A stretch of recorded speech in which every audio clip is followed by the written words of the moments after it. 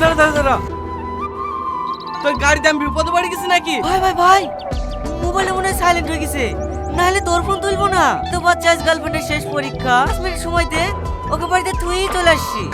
তোমার এক সেকেন্ড সময় দেওয়া যাবে না, দেখার চাক দে। ভিখারি কোথাকার, তোর বাপকে ভুলবে না গাড়ি কিনে দিতে। তোর গার্লফ্রেন্ড যেতে তাহলে গাড়িতে উঠে বসতে বল, বাড়িতে না আমি দেবো। যাও থেকে এর গাড়িতে চলে যাও না। ও আমার বয়ফ্রেন্ড নাকি? তোর গাড়িতে চাপবো?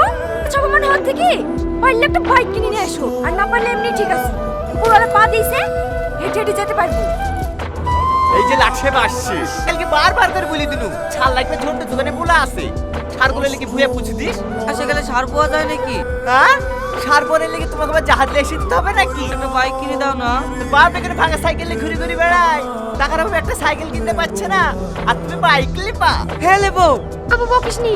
না না, ওর আমার সারা জীবনে থেকে যাবে। তুই আব্বাকে দেও গা, ওর ছেলেকে একটা কেটিএম কিন দিল। রাসুলের বাবার অনেক টাকা আছে তাই দিছে, আমি কোথায় পাবো তাই দেবো? তুমি নাই নাকি ওই ট্যাঙ্গো মাঠে 10 কাঠা জমিটা বেচে দি গাড়ি কিন দাও না। তুমি তো গাড়ি কিনতে হবে। মালিকের সাথে দাঁড়িয়ে দাঁড়িয়ে মারবি, এদিকে কেউ হাত তোলে, আমাদের গাড়ি চাও। ছেড়ে দাও আমাকে, তাই বলে তোমার বাড়িতে ও কি দিয়েছে আমাকে?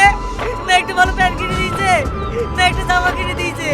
তোর ছেলে কি 10 টাকা চলে সেটাও পাওয়া যায় না। টিপটি বাড়িতে টাকা থেকে না টাকাই ভালো। ওই জীবনে যাসনি, সর্বদা সর। নুটু খাবে, ওর তো বাবার জমা জায়গা কিছুই নাই, তাও তোর বাপ বিদেশ খেটে খেটে গাড়ি কিনে দিল। সব ছাড়, মন খারাপ করে লাভ নাই। এ ধরা না না, আব্বা দেখলে বইবে। তোর বিড়ি খায় না নাকি? তখন তো কিছু হয় না। লে লে টুটান মার, দেখ মাথা ঠান্ডা হয়ে যাবে। এই কি করছিস রে? আব্বা দাঁড়ো, কি হলো রে? ওই বাবা হাফ আছে কেনে? বুঝলি শাহিন, ওই পাড়া আমাদের মেঘে বিকলি চলে এসছে। হ্যাঁ, তুই আর কি বলছিস রে? হ্যাঁ চাচা, বাড়িতে লোকে বুঝায়, একটু তাড়াতাড়ি চলো। চাচা তোমাকে ডাকতে পাঠালো। এই অবশ্যই যে কি বেকার দেই পড়িছিস?